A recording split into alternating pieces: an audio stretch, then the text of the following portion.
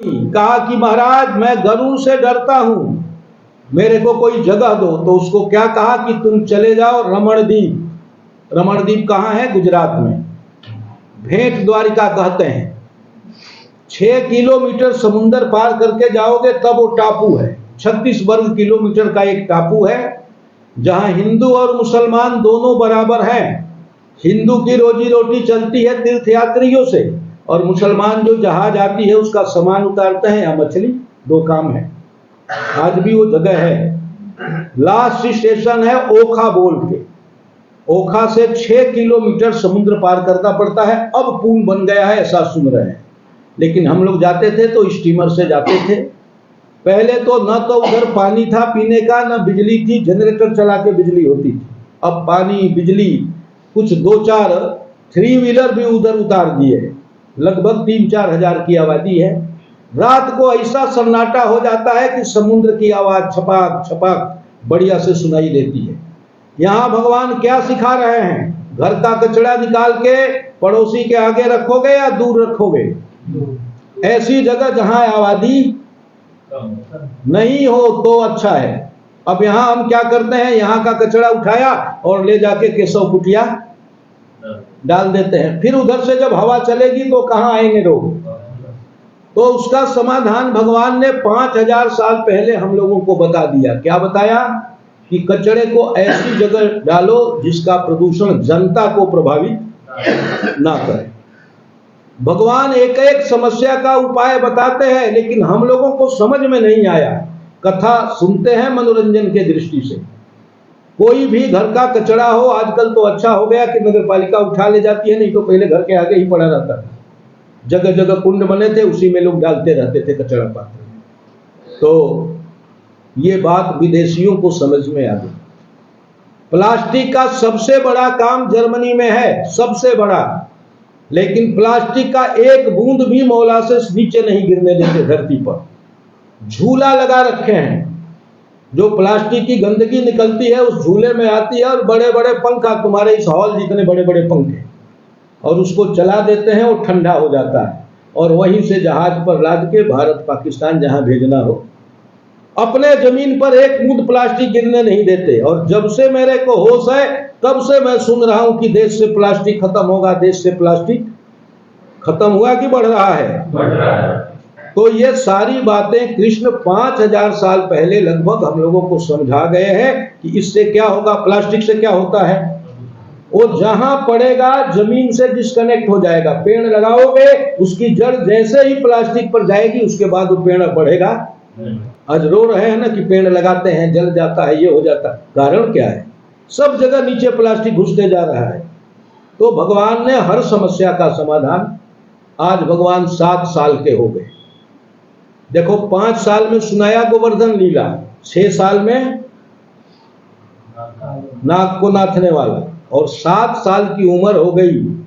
केवल 7 साल। 7 साल का बच्चा कैसा होगा बोलो? बहुत मासूम। लेकिन भगवान है, लीला करते आए हैं। तो उन्होंने देखा कि ये 50 साल की 60 साल की गोपियां पानी के लिए जाती हैं। पहले टोटी नहीं थी कि खोल के भर लोगे या पाइप लगा दो, जाना पड़ता था नदी तालाब। तो गोपियां रोज दोपहर को जब पानी के लिए जाती थी तो अपने कपड़े उतार के रख देती थी और खूब छपक छपक के नहाती थी। गर्मी में मन करता है कि नहीं? कभी नदी दिख जाए और कोई दिखे नहीं, कोई आदमी नहीं हो और कपड़ा नहीं हो, तो नंगे नहाओगे कि नहीं नहाओगे? तो उनका भी मन, हम भी कई बार नहाए हैं ऐसा गंगा की बाढ़ में।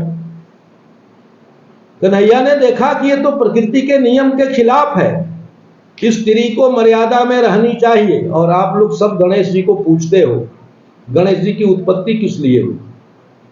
कहते हैं कि गौरा ने शरीर में उपटन लगाया और उसके मैल से एक पुतला बनाया और उसमें प्राण डाल दिए। उसका नाम क्या हुआ? गणेश। और कहा कि देख बेटा, मैं स्नान करने जा रही हूं, कोई भी पुरुष आए तो अंदर मत आने देना। 2 ही थे पति पत्नी, पति पत्नी 2 ही हैं कैलाश में, तीसरा कोई है ही नहीं। फिर भी मर्यादा क्या कहती है? स्त्री को नंगा रहना चाहिए या कपड़े में? मर्यादा सिखाने के लिए कृष्ण ने चीर हरण की लीला की। जिस मर्यादा की रक्षा के लिए गणेश जी की उत्पत्ति की गौरा ने, आज उसी की रक्षा के लिए 7 साल में, कोई काम की लीला नहीं है, सेक्सुअल गेम नहीं है, उस बात को समझाने के लिए। तो आज सब गोपियां कपड़े उतार के नहाने गई और भगवान ने बंसी लगा के एक एक कपड़े उठा के पेड़ पर निकलने लगी, तो देख रही हमारे कपड़े ही नहीं, अब हालत खराब। अगर गीले कपड़े में घर जाती तो सास ननद सब झगड़ते कि दोपहर में नहा के आती है, बीमार पड़ेगी तो दवा कौन कराएगा। तो चतुराई से ऐसा काम करती थी। फिर भगवान ने उनको समझाया जल में वरुण का वास है, इसलिए कभी नंगा स्नान नहीं करना चाहिए। दूसरा, स्त्री को मर्यादा में रहना चाहिए। पुरुष तो कुछ भी कर सकता है, स्त्री की मर्यादा अलग होती है। आज स्त्री की मर्यादा टूट रही है तो समाज सुखी है कि दुखी है? पढ़ गई, लिख गई, नौकरी करती है तो सुनेगी क्या अब किसी की? और नहीं सुनेगी तो आधी आबादी जो व्यवस्थित थी वो भी अव्यवस्थित हो गई। तो ये समझाने के लिए कृष्ण ने चीर हरण की लीला कि स्त्री को मर्यादा में रहना चाहिए। आज भगवान 8 साल के हो गए हैं। ये आखिरी बाल लीला है जिसका नाम है रास लीला। समझना बहुत ध्यान से, जीव का कल्याण हो जाएगा इससे। आज 8 साल के भगवान हो गए। आसोज का महीना है, उजाले पक्ष की 10वीं तिथि है, और आज चले गए हैं जमुना के किनारे जंगल में और वहां से बांसुरी बजाई है। और पहले बांसुरी बजाई थी गोवर्धन के नीचे, उसका नाम है रब चेतन। आज बांसुरी जो बजाई है उसका नाम है नाम। जिस गोपी ने सुना उसको लगा कि कन्हैया तो मेरे को बुला रहा है। बांसुरी की अपनी आवाज होती है कि जैसा हम फूंकते हैं वैसा होता है? जैसा फूंकते हैं वैसा, अपनी आवाज नहीं होती, याद रखना। और उसमें कितने छेद होते हैं? 700। ये 7 चक्र हैं। ये शरीर को ही बांसुरी बनाना है। 7 ग्रंथि है, जब उनको छेद दोगे तो ये शरीर ही बांसुरी हो जाएगी। फिर हम नहीं बोलेंगे, कौन बोलेगा? मेरे सामने कोई किताब है, बोल। और कभी याद है, कोई गया हूं मैं पढ़ने, लेकिन जब बांसुरी बन जाओगे तो अपने आप जैसा वो फूकेगा, निकलेगा कि नहीं निकलेगा? तो इस तरह से साधना की जाती है कि न किताब की जरूरत, और एक लाइन भी कोई गलत नहीं छांट सकता, क्योंकि शास्त्र की भाषा है। तो बांसुरी बनना पड़ता है। और कृष्ण को सबसे प्रिय क्या है? कृष्ण की बांसुरी। तो बांसुरी से नाम बजाया। जिस गोपी ने सुना कि मेरे को बुला रहा है तो रुकेगी क्या? अरे जमराज बुलाते हैं तो रुकना मुश्किल हो जाता है, और भगवान बुलाए तो सब दौड़ी। कोई खाना बना रही थी, बंद कर दिया। कोई बच्चे को दूध पिला रही थी, सास को दे दिया। कोई पति की सेवा में थी, छोड़ दिया। जो ऐसा काम कर रही थी सब छोड़ के और सब दौड़ गई। कितनी? 16,000, 16,000 गोपियां जमुना के किनारे जंगल में इकट्ठा हो गई। कन्हैया ने कहा कि अरे गोपियों, भले घर की औरतें रात को निकलते हैं क्या कहीं? अकेले अकेले निकल के आई हो, अच्छी बात है क्या? गोपियों ने कहा कि अरे कन्हैया, तूने ही बुलाया और तू ही उल्टा कह रहा है। कहा मैंने कहां बुलाया? दिखाओ कोई कागज हो तो, कोई निमंत्रण पत्र हो तो दिखाओ। भगवान का निमंत्रण पत्र होता है क्या? जबराज का होता है क्या? वो तो अचानक ही सब होगा। तो सबको कहा बैठो, और उपदेश देने लगा भले घर की औरतों को कैसे रहना चाहिए। राधा की 8 सखियों में एक ललिता सखी है, खड़ी हो गई, कही कि देख कन्हैया, हम 25-30 साल से गृहस्थी दे रहे हैं और तू अभी विवाह क्या मुंह ही नहीं देखा, और तू हमको उपदेश दे रहा है। तो ठीक है, मैं तेरे से कुछ पूछती हूं, बता। ललिता ने कहा कि कन्हैया, घर में पहले पत्नी को भोजन करना चाहिए कि पति को करा के पत्नी को करना चाहिए? बोलो। ये शास्त्र है बेटा, संस्कृति है। आज का समय ये कहता है कि साथ खाना चाहिए। मैं साथ वाला हूं, मैं आधुनिक युग का सन्यासी हूं, पुराने युग का नहीं। जो बातें अच्छी हैं उसको स्वीकार करता हूं। अब देखो, खिला के खाना चाहिए तो थोड़ा समझो। सब्जी बहुत अच्छी बनी, पनीर बना दिया और मांग मांग के आप सारा खा गए, उस बेचारी फिर बनाएगी क्या? तो अच्छा किया कि बुरा किया? और साथ खाओगे तो दिखेगा ना कि कितनी बची है। इसलिए बहुत से चीज हमको यूरोप से सीखना भी चाहिए।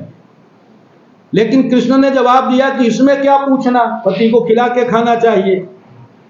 कहा रे वाह, अरे कृष्ण वाह, तू तो गृहस्थ बने बगैर गृहस्थी की बात समझ गया, तेरी गृहस्थी बड़ी सफल होगी।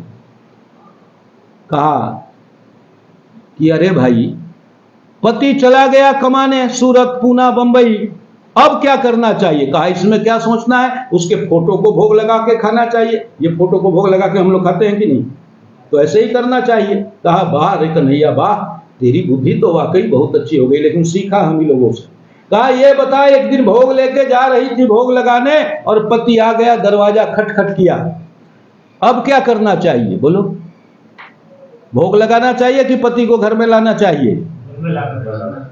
कहा इसमें क्या पूछना, अब आ ही गया तो भोग क्या लगाना। तो कहा जब परमात्मा ने दरवाजा खटखटा दिया तो इस हाड़ मास के पतियों का हम क्या करती, इसलिए आई। निरुत्तर कर दिया ललिता ने। तब कन्हैया ने स्वीकार किया कि हाँ हाँ मैंने बुलाया है। किस लिए बुलाया है, रास के लिए। और देखो रास ऐसी चीज है जो समझाई नहीं जा सकती। एक फोटो लगा है, कहाँ लगा, कहीं देखा। दो कृष्ण के बीच में एक गोपी और दो गोपी के बीच में एक द्वैत से अद्वैत की यात्रा है। हम इतने लोग यहां बैठे हैं, अलग अलग दिखते हैं कि नहीं, बोलो बोलो, अलग अलग। लेकिन सब में से थोड़ा थोड़ा ब्लड ले लिया जाए और लेबोरेटरी में भेजा जाए जांच के लिए, तो ब्लड में सबके एक ही तत्व आएगा कि तत्व भी अलग अलग आएगा। एक ही आएगा। हम सब विचार के दृष्टि से एक हैं, व्यवहार के दृष्टि से भिन्न हैं, दो नहीं हैं। राम का अवतार कहां हुआ, अयोध्या में। अयोध्या किसको कहते हैं, जहां युद्ध नहीं हो। युद्ध कब नहीं होगा, जब हम दो नहीं होंगे। जो हम हैं वही तुम हो, क्या भेद है बताओ। जैसा शरीर मेरा वैसा शरीर ये अलग अलग है। जिस पंच तत्वों से मैं जीता हूं उसी पंच तत्वों से आप भी जीते हो, शरीर उसी से पलता है। जो पानी मैं पीता हूं आपका कोई दूसरे देश से आता है क्या, तो ऑक्सीजन कहीं और से आता होगा सिलेंडर भर के। तो तत्व के दृष्टि से, गुण के दृष्टि से हम सब एक ही हैं। और जिसको ये बात समझ में आ गई वही नेक है। जब तक दो रहेंगे लड़ाई बंद होगी क्या, और जब एक हो जाएंगे तो बंद हो जाएगी। तो द्वैत से अद्वैत की यात्रा है। हम विचार के दृष्टि से जरा भी सोचेंगे तो अद्वैत समझ में आ जाएगा।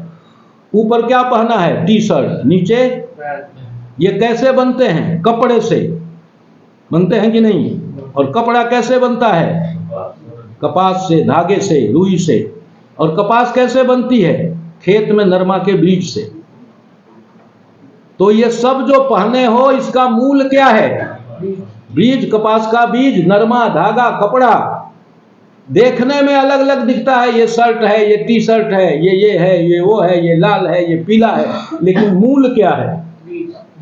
तो जब हम मूल में जाएंगे तो एक हो जाएंगे, और जब हम ऊपर जाएंगे तो अनेक हो जाएंगे। एक आम की गुठली लगाते हैं तो पेड़ किसका निकलेगा, और पत्ते किसके होंगे, और डाल किसकी होगी, फूल किसके होंगे, फल किसके होंगे। तो गुठली का ही कमाल है ना बेटा। ये परमात्मा रूपी गुठली से हम सब निकले हैं, तो भेद है का। रास की तैयारी हो रही है। भोलेनाथ हाथ जोड़ के खड़े हैं पार्वती के आगे। पार्वती ने कहा महाराज उल्टी गंगा बहा रहे हो, क्या बात है। कहा कि देख पार्वती, रास हो रहा है, पृथ्वी लोक पर हमारे इष्ट रास कर रहे हैं और मैं रास में नहीं जाऊं, ये कैसे हो सकता है। पार्वती ने कहा कि तुम नहीं जा सकते। क्यों, क्योंकि पुरुष का प्रवेश मना है। अब पुरुष का भी अर्थ समझना। पूर्व में रहने वाला ईश, सत्ता को मानने वाला पुरुष, समर्पण को मानने वाली स्त्री। जब हमारा विवाह होता है तो पत्नी अपना घर छोड़ के आती है कि हम अपना घर छोड़ के जाते हैं। तो समर्पण किसमें है, स्त्री में, और सत्ता किसमें है, पुरुष में।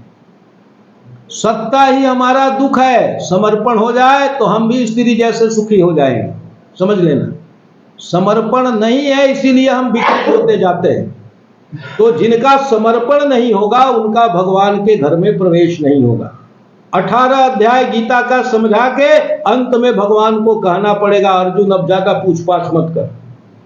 18वें अध्याय का 66वां श्लोक है, अब बिल्कुल पूछपाछ मत कर, मैं जो कहता हूं कर, मेरी शरण में आ जा, मेरी शरणागत हो जाए, मेरे को समर्पित हो जाए, जो मैं कहता हूं तुम करो, तेरे को कोई पाप नहीं है।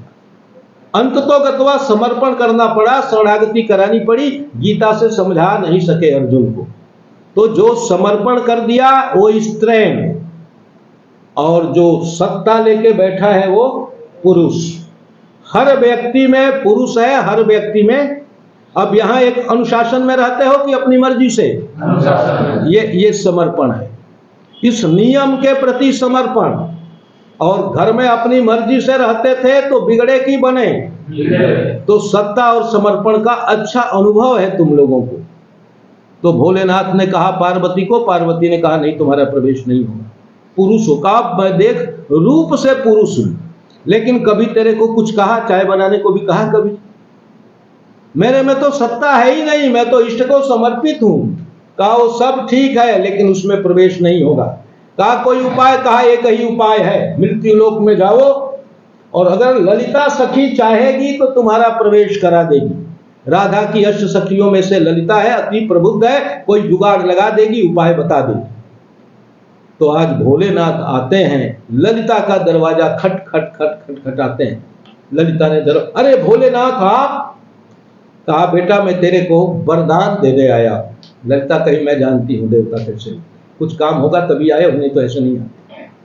बोलो क्या काम है? कहा नहीं नहीं वरदान देने आया हूं, पहले वरदान ले ले। और वरदान क्या दे दिए कि कली काल में तू मीरा होके आएगी, लोग रुक्मिणी को भूल जाएंगे, राधा को भूल जाएंगे, और कृष्ण के साथ किसका नाम जुड़ेगा? जुड़ा कि नहीं जुड़ा? कम से कम 45-4700 साल का गैप है। मीरा के आने से कृष्ण एक बार फिर खड़े हो गए। मीरा ने कृष्ण को दोबारा 4500 साल बाद खड़ा कर दिया। ये ललिता को वरदान दिया भोलेनाथ ने कि कली काल में तू मीरा बन के आएगी और तेरे भक्ति से कृष्ण की भक्ति फैलेगी। और पूछा ललिता ने, बोलो बोलो काम क्या है? कहा काम तो बेटा छोटा सा है, सुना है कि रास हो रहा है, मेरे को प्रवेश करा दो। कहे नहीं प्रवेश होगा। कहा तू कुछ भी कर, मेरा पैर काट दे, मेरा गला काट दे, जो करना है कर, लेकिन रास में प्रवेश। गिड़गिड़ाने लगे। तो ललिता ने कहा कोशिश करती हूं। तो पैर में महावर लगाया, कड़े पहनाए औरतों वाले, जूती पहनाई, मोजी पहनाई, नीचे घाघरा पहनाया, ऊपर चोली पहनाया, और कहा ये लेके जाओगे सांप बिच्छू? तो भोलेनाथ ने हाथ जोड़ जोड़ के सारे सर्पों को कहा कि आप लोग कुछ देर यहां रहना, जब रात समाप्त होगा तो हम तुमको लेके कैलाश। सब तो उतर गए। एक 4 महीने का सपोला था, वो कहा कि भोलेनाथ मेरे को उतारोगे तो सर पटक के मर जाऊंगा, मैं नहीं उतरूंगा। या तो बाल काटो तो मैं बाल के साथ यहां बैठा रहूं, मैं तो जब से पैदा हुआ हूं तुम्हारे बाल में ही हूं, या तो मेरे को ले चलो। भोलेनाथ ने खूब लालच दिया, कुरकुरे देंगे, टॉफी देंगे, कुछ नहीं। और आज ले जाना पड़ा भोलेनाथ को, 4 महीने के सपोले को। कहा मैं कोई बदमाशी नहीं करूंगा, मैं छुपा रहूंगा आपके बाल में, आप करते रहना रास। लेके गई, हाथ पकड़ के बता दिया औरत कैसे चलती है। कन्हैया तो सब जानता है खेल किसका है, उसी का है। कहा रे ललिता ये किसको ले आई इतनी ऊंची 21 हाथ की? कहा चुप हो जा कन्हैया, पूछना मत नहीं तो भाग जाएगी। ये सतयुग की सखी है, देख नहीं रहे हो 21 हाथ की है, हाथ की नहीं है। और ये पर्दा उठाती नहीं, घूंघट उठाती नहीं। घूंघट उठाने को कहा तो भागेगी, तो ये पकड़ में नहीं आई, बहुत तेज दौड़ती है। ऐसा कन्हैया को बांधा शब्दों से कि कन्हैया कहा कोई बात नहीं, ले आई तो ले आ, और रास में शामिल करा दिया ललिता सखी ने। रास शुरू हो गया। रास की व्याख्या नहीं हो सकती। एक ऐसा रस है जो पिया तो जा सकता है, कहा नहीं जा सकता। ऐसा तत्व है जिसको समझा तो जा सकता है, समझाया नहीं जा सकता। जैसे कल हम लोगों ने 5 मिनट नृत्य किया, उसका जो रस मिला वो किसी को दिया जा सकता है क्या? तो रास में जहां नर्तक और नृत्य दोनों एक हो गए, नर्तक और नृत्य का भी भेद नहीं रहा, माया और ब्रह्म का भी भेद नहीं रहा, परमात्मा और पुरुष का भी भेद नहीं रहा, उस बात को कहा नहीं जा सकता। तो रास में कुछ कहा नहीं जा सकता। दो पुरुष के बीच में एक माया, दो माया के बीच में एक पुरुष। और ठीक से समझो तो बात वही है, पत्नी और माँ के बीच में पुरुष और ससुर और पुत्र के बीच में पत्नी। ये सिस्टम है पूरा का पूरा, माया और ब्रह्म का खेल है ये जगत, और इसको ठीक से समझने का नाम है रास। और जिसने ठीक से समझा, उस रस को पी लिया, वो कभी भी अतृप्त नहीं होगा, उसको कोई दुख नहीं होगा। तो रास 4 दिन तक चला। आज पूनम है आसोज का, वो जो सपोला छुपा हुआ था वो सोच रहा है कि इतना बड़ा रास हो रहा है, 16,000 गोपियां, 16,000 रूप में कृष्ण, भोलेनाथ सब नाच रहे हैं और मैं छुप के बैठा हूं, तो मैं नहीं नाचूंगा क्या? तो वो सर पर ही नाचना। और जैसे 2-4 बार उठा, थोड़ी सी हवा चली, चुनरी सरक गई। लोगों ने देखा कि ये तो भोलेनाथ, रास ठहर गया। रास शुरू कराता है गुरु और रास का विसर्जन भी कराता है गुरु। तत्व ही ज्ञान देगा ईश्वर का, गुरु कुछ नहीं करता, केवल तुम्हारी दृष्टि बदल देता है। अभी तुम्हारी दृष्टि क्या है? शरीर सत्य है, संसार सत्य है, संसार का सुख सत्य है, गुरु दृष्टि बदल देता ना, ये झूठ है, आत्मा का सुख। तो रास की लीला भगवान की 8 लीला की आखिरी भाग लीला है। इधर कंस के यहाँ मीटिंग पर मीटिंग हो रही है, सरकारी मीटिंग जैसे। सरकारी मीटिंग में क्या होता है? अगली मीटिंग तय हो जाती है 2 महीने बाद। 2 साल बीत गए और ये पक्का नहीं हुआ कि अब क्या किया जाए। आज पक्का हुआ कि अब राक्षस तो सारे मारे गए, कृष्ण बलराम को बुलाते हैं और बुला के यहीं मार डालते हैं मथुरा में। अब राक्षस तो है नहीं कि भेजे, अक्रूर जी को भेजा गया। आज पहली बार जसोदा मैया को पता चलता है कि ये बेटा मेरा जाया हुआ। सुनो, मां के लिए कितना कष्टकारक है। लेकिन यहां से पुष्टि भक्ति शुरू होती है। यशोदा जी पर कोई असर ही नहीं पड़ा, ना रो रही है ना हंस रही है। क्यों? पुष्टि भक्ति में चली गई। हमारा कृष्ण हमारे भीतर है कि बाहर है? एक गाना था ना, तुझे दरिया में फेंक दूं चाबी, तुझे दिल में बंद कर लूं, दरिया में फेंक दूं चाबी। तो सारी गोपियां और यशोदा जी पुष्टि में चली गई, अपने अपने कृष्ण को कहां बसा लिया। अब जो जाता है वो हाड़ मास का है, असली कृष्ण तो हमारे अंदर।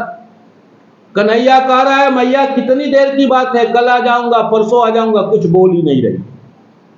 दूसरी माँ होती आज की तो रोती चिल्लाती, आसानी से देती क्या?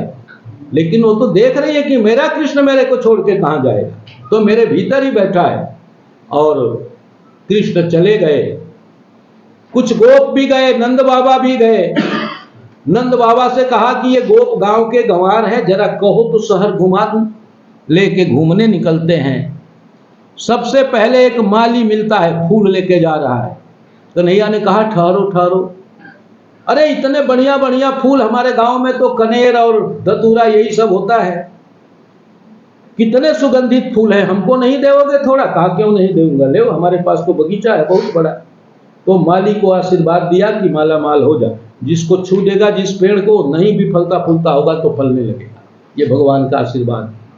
एक दर्जी मिला रास्ते में, कपड़े लेके जा रहा था, उसको भी आग्रह किया कि देखो गांव के ये फटे पुराने कपड़े पहन के आए हैं, थोड़े कपड़े दे दे। अच्छा, कहा तुमको दे दूं, कंस के कपड़े। उसकी ठुकाई कर। यहां भी कथा हमको सिखाती है कि सज्जन से कैसा व्यवहार करना है, सज्जन का, और दुर्जन से कैसा करना है। ये सिखा रही है कथा, मेरे को मत कहना, डरोगे तो और डराएगा वो। जुल्म करना तो खराब है, ये जुल्म का सहना उससे भी खराब है, प्रतिकार करना चाहिए। तो आगे एक कुब्जा मिली, हाथ में अंगराग लेके जा रही थी, बड़ा सुगंध आ रहा। पीछे से भगवान ने कहा कि अरे सुंदरी कहां जा रही है, तेरे हाथ से गंध आ रही है, सुगंध आ रही है। उसको लगा कि कोई जवान लड़का हमको चिढ़ा रहा है। सोची कि मुड़ू और मारू एक तमाचा बदमाश को, ठीक ही हो जाए आज। हाथ उठा का उठा रह गया, भगवान का रूप देख के दंग हो गई, पानी पानी हो गई। कही तूने मेरे को सुंदरी कहा? कहा क्यों, सुंदर तो है ही, जिसके हाथ में से सुगंध आ रहा है। तो अंगराग दे दिया और भगवान ने उसका स्पर्श किया, उसका कुबल ठीक हुआ। ये है एक्यूप्रेशर, एक्यूपंक्चर। भगवान आगे गए। एक धनुष राम ने तोड़ा था तो रावण मरा, एक धनुष और पड़ा है पाशुपत के नाम से, वहां भगवान ने उसको छुआ, धनुष टूट गया, आवाज पहुंच गई कंस के दरबार तक। कंस समझ गया कि मेरा काल मथुरा में आ गया। दूसरे दिन की तैयारी थी, एक हाथी को खूब मद पिलाए और जैसे ही दरवाजा खुले कृष्ण बलराम का प्रवेश हो, हाथी को छोड़ दे, हाथी कुचल देगा। खूब मद पिलाया। दूसरे दिन समय पर दरवाजा खुला, कृष्ण बलराम का प्रवेश होता है, हाथी को छोड़ दिया। हाथी मारेगा भगवान को, जिसकी बनाई हुई चीज। एक भाई ने पूंछ पकड़ा, एक भाई ने सूंड, और जैसे बच्चे खिलौने को फेंक देते हैं वैसे ऐसा फेंका कि मथुरा के बाहर चला गया, उद्धार कर दिया। कंस कांप गया देख के। अब कंस ने घोषणा की कि अब दंगल होगा, मथुरा उत्सव होगा। मुष्टक नाम का पहलवान लड़ेगा बलराम जी से और चारुण नाम का पहलवान लड़ेगा कृष्ण से। अखाड़े में उतर गए, नंद बाबा से रहा नहीं गया, खड़े हो गए। अरे कंस, तू मेरा कैसा दोस्त है? ये तेरे 35-40 साल के पहलवान और मेरे ये छोटे छोटे बच्चे 11-12 साल के, ऐसी कहीं कुश्ती होती है? कभी आप लोगों को पता होगा, कुश्ती में एक यहाँ की लड़की जीत गई, लेकिन दोनों के वजन में 100 ग्राम फर्क था, कैंसिल हो गई। 100 ग्राम फर्क से ही कुश्ती कैंसिल हो जाती है। उम्र, वजन, ये सब देख के बराबर वालों में कुश्ती होती है, खेल के नियम है। कहा कंस ने कि नंद बाबा ये छोटे बालक हैं, हमारे सारे राक्षस मार दिए इन्होंने, एक भी बचा नहीं मेरे पास। अब कन्हैया ने कहा कि नंद बाबा बैठो, आराम से तमाशा देखो। नंद बाबा को बैठा दिया और क्षण भर में मुष्टक को मार डाला बलराम ने, चारुण को मार डाला कृष्ण ने, और कूद के चले गए और जाके बाल पकड़ लिया कंस का और कहा कि मामा, एक दिन तूने मेरी माँ का बाल ऐसे ही पकड़ा था। संवाद नहीं है, सुदर्शन चक्र से गला काट दिया। सारी सभा बोलने लगी, कृष्ण कन्हैया लाल की जय। कहा मेरी जय नहीं, मैं राजा नहीं हूँ, उग्रसेन जी की जय बोलो। उग्रसेन जी को निकाला गया बंदीगृह से, लाके सिंहासन पर बैठाया गया। कंस का आतंक समाप्त हो गया, प्रजा सुखी हो गई। दूसरे दिन उग्रसेन जी ने मीटिंग किया, कहा कि भाइयों एक बात पूछनी है आप लोगों से। राजा जो चतुर होता है वो सलाह से काम करता है, और राजा जो मूर्ख होता है वो अपने मन से काम करता है। तो मन वाला फेल होगा कि पूछ के करने वाला? तो पूछा सबसे कि इन बच्चों की पढ़ाई नहीं हो सकती। कंस के डर से ये छुपा के रखे गए गोकुल वृंदावन में। अब क्या करना चाहिए, पढ़ाना चाहिए कि पढ़ाई का चैप्टर ही छोड़ देना चाहिए? तो सबने कहा इसमें क्या पूछना, पढ़ाना चाहिए। कहा पता करो कौन बढ़िया स्कूल है। गुरुकुल का जमाना था, पता चला कि महाकाल उज्जैन में संदीपनी ऋषि का गुरुकुल सबसे अच्छा है, थोड़ा महंगा तो है। कहा महंगे सस्ते की चिंता मत करो, बच्चों की पढ़ाई अच्छी होनी चाहिए। वहां भगवान का एडमिशन कराया गया। बलराम जी और कृष्ण दोनों पढ़ने गए 11-12 साल की उम्र में, और बच्चे छोटे छोटे थे, ये बड़े बड़े थे। शर्म आएगी कि नहीं आएगी? और सबसे सबकी दोस्ती नहीं होती। कृष्ण की दोस्ती हो गई सुदामा नाम के एक ब्राह्मण से, वहां पहले 7 साल पहले से वहां पढ़ता था, और उस गुरुकुल में 4 विद्या पढ़ाई जाती थी, ब्रह्म विद्या, योग विद्या, ज्योतिष विद्या और रसायन विद्या। रसायन विद्या क्या होती है? केमिस्ट्री। क्या क्या मिलाएंगे तो क्या बन जाएगा? H2O, हाइड्रोजन और ऑक्सीजन मिलाएंगे तो पानी बन जाएगा। सोना कैसे बनेगा, हीरा कैसे बने था, ये सब विद्या वहां पढ़ाई जाती थी। ये मत समझना कि सुदामा गरीब है, जिसको रसायन विद्या आती है वो कभी गरीब हो सकता है, लेकिन कथा वालों को तो भीख मंगवाना है, पैसा लेना है। तो सुदामा से दोस्ती हो गई। सिफारिश करके सुदामा के साथ एक दिन जंगल में कृष्ण भी चले गए। सुदामा पेड़ पर चढ़ा, कन्हैया नीचे लकड़ी जमा कर रहा है, सूखी लकड़ी। गीली लकड़ी का कहीं प्रावधान नहीं है पेड़ काटने का, शास्त्रों में याद रखना। 10 पुत्र पैदा करना और 1 पेड़ लगाना, ये दोनों बराबर पुण्य है प्रकृति के दृष्टि से। हरवंश पुराण में ऐसा लिखा हुआ। तो वहां बरसात आ गई। देखा सुदामा ने कि मैं तो फंसा ही, आज इसको भी लाया ये भी फंस जाए। अपना जेवर गिर गया, भूल गया तो दुख तो होगा। अगर किसी से मांग के लाए हैं वो भूल गया तो कम दुख होगा कि ज्यादा? अविश्वास हो जाएगा उसका। तो परेशान हो गया सुदामा, आज गीली लकड़ी काटी, पेड़ पर कुछ रख के बना दिया।